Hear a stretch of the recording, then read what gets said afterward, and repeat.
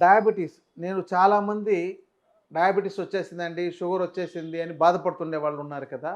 వీళ్ళకి ఇది లేకుండా చేసుకునే విధానం ఏంటి అనే దాని గురించి మీకు కొంత ఎక్స్‌ప్లెయిన్ చేస్తాను. అంటే అది మీ చేతుల్లో ఉంటుందండి. అది డాక్టర్ చేతుల్లో ఉండదు. ఒకటేంటంటే డయాబెటీస్ అని రాగానే అది ఎందువల్ల పెరుగుతుంది అనేది మీరు తెలుసుకోవాలి. చాలామంది వెళ్లి టెస్ట్ చేసుకుంటున్నారు. రాగానే వెంటనే టాబ్లెట్ ఎయాలి లేకపోతే ఏదో అయిపోతుందని చాలామంది బాధపడుతుండేటోళ్ళు ఉన్నారు. ఎందుకంటే ఈ మధ్య నా దగ్గరకొచ్చిన ఒక 30, 35 ఏళ్ల వయస్సు ఆ మధ్య ఉండేవాళ్ళలో వాళ్ళు ఎక్కడో ఏదో చిన్న ప్రాబ్లమ్ వచ్చినప్పుడు ఎళ్లి టెస్ట్ చేయించుకుంటే ఆ ఫాస్టింగ్ షుగర్ లెవెల్స్ ఉండాల్సిన దానికన్నా ఒక 20, 30 పెరిగి ఉండడం. ఆ పోస్ట్ లంచ్ షుగర్ లెవెల్స్ ఉండాల్సిన దానికన్నా అంటే అది 80 నుంచి 120 మధ్యలో ఫాస్టింగ్ ఉండాలి. పోస్ట్ లంచ్ అయితే 110 నుంచి ఒక 160 మధ్యలో ఉండాలి.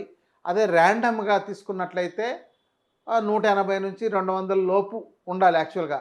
కానీ ఇవి కొంతమంది దాన్ని 160 మెన్షన్ చేస్తుంటారు. కొంతమంది ఆ టెస్ట్ చేసే మెథడ్ బట్టి ఆధారపడి కూడా ఉంటుంది.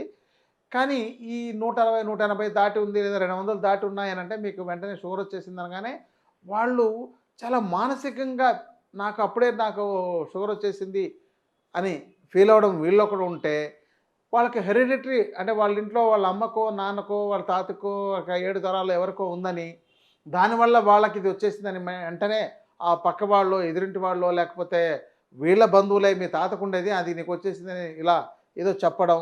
వీళ్ళు వెంటనే నాకు ఇంకా వచ్చేసిందని చెప్పని మెంటల్‌గా సిద్ధమైపోవడం అనేది చాలా మందిలో చూస్తున్నామండి. నేను అబ్జర్వ్ చేసి ఇన్నేళ్ల పాటు ఒక 20 సంవత్సరాల పాటు అబ్జర్వ్ చేసి చూసింది చెప్తున్నదేంటంటే మధుమేహం అనేది లేదు, రాదని కూడా చెప్పొచ్చు. అదేదో కొంతమందిలో కొన్ని పరిస్థితుల్లో వస్తుంది. ఇప్పుడు ఈ యొక్క తెలుగు రాష్ట్రాలు ఒక మధుమేహానికి రాజధానిగా అయిపోయినాయి. అందుకని ఇక్కడ చాలామంది స్పెషాలిటీస్ హాస్పిటల్స్ కూడా తయారైపోయినాయన్నమాట. దీంట్లో వాళ్ళ దగ్గరికి వెళ్ళగానే ఇక దాని రిలేటెడ్ చాలా టెస్టులు చేస్తున్నారు. వెంటనే మందులు వాడించేస్తున్నారు. మధుమేహం మీకు వచ్చింది అని తెలియగానే మీరు దానికి వెంటనే భయపడకండి. ఇది వారసత్వంగా రావాలని రూలేం లేదు. వచ్చే అవకాశాలైతే ఓ 10%, 20% ఉంటుంది గానీ, రావాలన్న రూల్ ఏమీ లేదు. రెండవది అలాగే బీపీ కూడా సేమ్ అలాగేనండి. వెంటనే బీపీ ఉందని బీపీ టాబ్లెట్ వాడేస్తున్నారు. అసలు ఈ షుగర్ ఎందుకు పెరుగుతుంది? బీపీ ఎందుకు పెరుగుతుంది? అనంటే మనకున్న ప్రధానమైన సమస్య ఆహారం. మొత్తం ఈ ఆహారంలో ఉంది. మీరు ఎన్ని రకాల ఆహార పదార్థాలు రోజు మార్చి తీసుకుంటున్నారు? మీరు ఉదయం బ్రేక్‌ఫాస్ట్ ఏం తింటున్నారు? మధ్యాహ్నం లంచ్ ఏం తింటున్నారు? రాత్రి డిన్నర్ ఏం తింటున్నారు? మళ్ళీ దీన్ని మారుస్తున్నారా?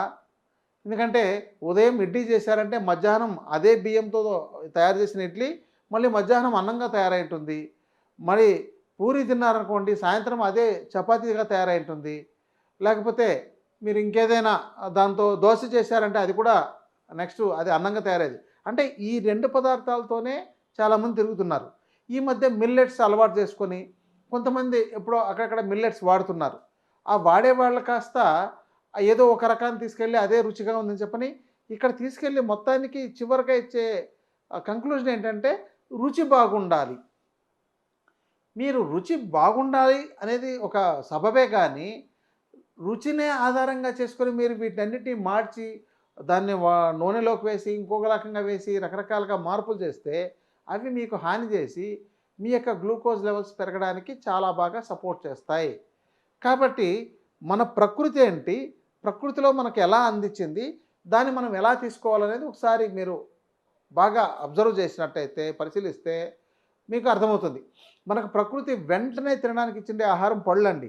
అందుకని ఉదయం లేవగానే మీరు ఏదైనా మీ ఇంట్లో బొప్పాయో, జామకాయో, పనసకాయో ఏదో ఒకటి సీజనల్‌గా చాలా వస్తున్నాయి. లేదా మీరు రెడీమేడ్‌గా కొన్ని పళ్ళు పెట్టుకోవచ్చు. ఉదయం మనకెందుకంటే మనం ఎక్కడ ఏ అడవిలో పుట్టినా కూడాను వెంటనే మనకు తినడానికి దొరికేది పళ్ళు. సో, ఉదయం మీరు పళ్ళు తినండి.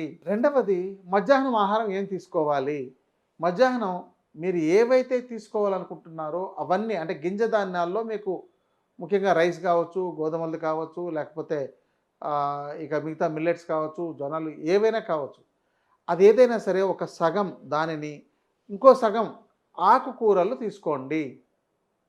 మీరు ఇది ఈ రోజు నుంచే మొదలుపెట్టండి. ఏ డయాబెటీస్ ఉన్న వ్యక్తి అయినా సరే, టాబ్లెట్లు వేసుకుంటున్నా సరే, ఇవి మీరు మొదలు పెడితే మీ యొక్క మెడిసిన్ శాతం తగ్గిపోతూ వస్తుంది. అది కూడా ఆకుకూరలు తినమంటే రోజు తోటకూరే దొరికిందండి, లేదంటే రోజు పాలకూరే దొరికిందని దాంతోనే తినకుండా, మనకు ఆకుకూరలు మనకు అందుబాటులో 350 రకాలున్నాయి. మీరు రోజుకొక ఆకుకూర తిన్నట్లయితే మీరు సంవత్సరానికి మళ్ళీ రిపీట్ చేసే అవకాశాలుంది. అంటే అన్నీ. కానీ వాటిని ఎవరు తెలుసుకోవట్లేదు.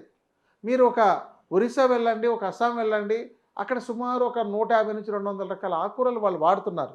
మనం వాటిని ఇక్కడ కూడా అవి దొరుకుతున్నాయి. కానీ వాటిని ఎవరు గుర్తించట్లా. మనకి ఎక్కడ మార్కెట్‌లో ఏది అమ్ముతున్నారో, లేదంటే పక్క వాళ్ళు ఏది పండిస్తున్నారో దాన్ని తీసుకొచ్చి తీసుకుంటున్నారు. రెండవది గింజ ధాన్యాలు వాడే విషయంలో ఒకరోజు పెసలను ఉడకబెట్టి దాంతో పాటు ఆకుకూరగా అదే లంచ్‌గా తినండి. వాటిని టేస్టీగా చేసుకోండి. రుచికరంగా చేసుకోండి.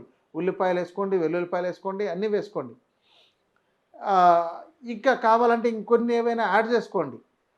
ఇక శనగలున్నాయి. పొట్టున్న ధాన్యాలు, ప్రధానంగా పొట్టున్న ధాన్యాలు మీకు చాలా బాగా ఉపయోగకరం.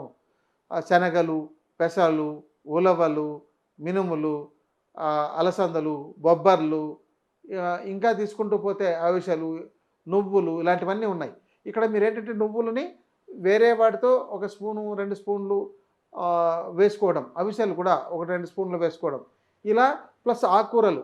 ఈ మిక్స్డ్‌గా అంటే కలిపి తయారు చేసుకోండి, లేదా విడిగా తయారు చేసుకోండి. వాటికి మీ ఇష్టం వచ్చినట్టు తయారు చేసుకొని, దీన్ని ఇలా మీరు తీసుకుంటూ అంటే ఒక రోజు రాగులు తినండి, ఒక రోజు జొన్నలు తినండి, ఒక రోజు సజ్జలు తినండి, ఒక రోజు బియ్యము తినండి. No problem. అంటే బియ్యంతో వండినవి.